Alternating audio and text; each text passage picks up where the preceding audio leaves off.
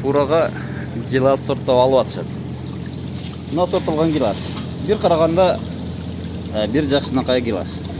Калибри да жакшы. Бирок туугандар. Мына эми оруудан чирип кеткен. Мына чириги. Мына болсо бир жакшына. Бирок мына жерде бир тешик турат. Көрүнүп атат сиздерге. Бир тешикчеси бар. Мында курт бар. Мына бир жакшына, бирок тери үчүн айыбыны менен сабак үзүлүп калган. Бул калибри жетпей калган. Демек, бул загушение болгон бутак. Карып калган бутактан ушундай майда түйөт. Мына жарылып кеткен, же болсо челек тийген. Кыскасы, бул гилас же жамгырга, же ушундай болуп брак болуп калган да. Мына ошонун айынан азыр бир ящикте 10 килограмм чыкса, демек 3,5 миң сом акча жөн эле абага кетип жетет да. Ошондо тердирип атканда, мына сабагын үзбөстөн көпчүлүгү тергенде шашып кетет дагы, үчөө бирден жулат. Ошондо мына жер сабагынан бошоп калат. Бул брак болуп калат. Ошон үчүн туугандар бирден гана үзүңүздөр, кармап туруп бирден гана үзүңүздөр. Көпчүлүгүнүн сабагы жок, брак болуп калган. Бул эми теримчилердин күнөөсү.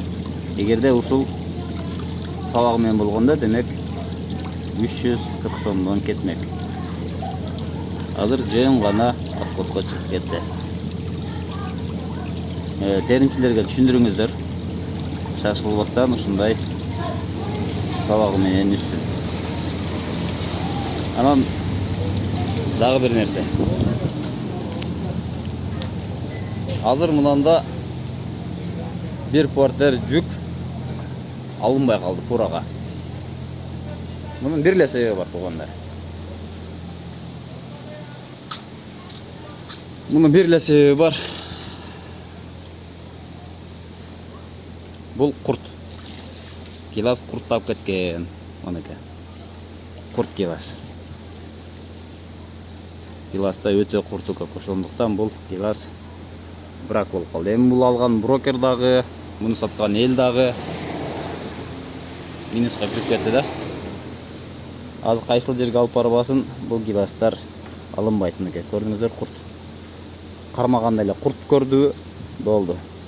Фурага албай коюшат. Ушунча гиласты айып кылган эсинде да айып. Эгер бир жолу дарылап койгондо ушундай болмок эмес да. Туугандар, гиласты жакшылап караңыздар. Терип атканда теримчилерге айтыңыздар, жакшылап дарылаңыздар. Анан жакшылап багып койсоңуздар, гилас чоң-чоң болот.